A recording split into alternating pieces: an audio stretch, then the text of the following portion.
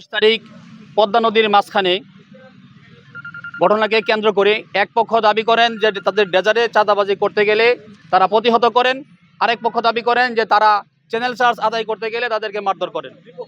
দুই পক্ষ, একটি পক্ষ হলো মোল্লা শাহিনের নেতৃত্বাধীন একটি পক্ষ, আরেকটি পক্ষ হলো বিল্লাল খানের মানে বালুমহল পক্ষ। দুই পক্ষ দুটি এজাহার দাখিল করেন। আমি কর্তৃপক্ষের নির্দেশনায় কর্তৃপক্ষের সাথে আলোচনা করে দুইটি মামলাই রুজু করি। সেই দুটি মামলা রুজু হওয়ার প্রতিবাদে মোল্লা শাহিন তাদের বিপক্ষে মামলা রুজু হওয়ার কারণে আজকে থানা ঘেরাও কর্মসূচি প্রদান করেন। আমরা থানার গেটে অবস্থান করতেছিলাম। তারা নিরাপদ দূরত্ব বজায় রেখে আমাদের দৃষ্টিসীমার সর্বসীমায় থেকে তাদের প্রোগ্রাম শেষ করেছেন। অপর একটি পক্ষ সন্ত্রাসের বিরুদ্ধে ঝাড়ু মিছিল, ঝাড়ু জুতা মিছিল তারা করে, সেটাও থানা গেট থেকে ঘুরে তারা চলে যায়। মামলাটি নৌ পুলিশ তদন্তাধীন, নৌ পুলিশ তদন্ত করতেছে। তাদের কাছে রিকুইজিশন পাওয়া গেলে আমরা তাকে সর্বোচ্চ হেল্প করব আসামি গ্রেপ্তারের ক্ষেত্রে।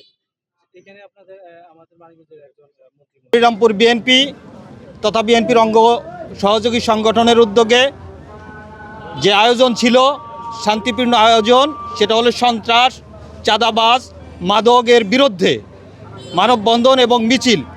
আমাদের সেই শান্তিপ্রিয় মিছিলে কতিপয় কিছু সন্ত্রাসী, চাঁদাবাজ, সেটা শাহিন মোল্লা এবং হান্নান মির্জার ছত্রছায়ায় যারা এগুলো করে, সে আমাদের মিছিলে ককটেল বিস্ফোরণ এবং গুলি করেন। আমাদের শান্তিপ্রিয় মোল্লা হরিরামপুর থানা যুবদলের সদস্য সচিব হিসেবে দাবি করেন।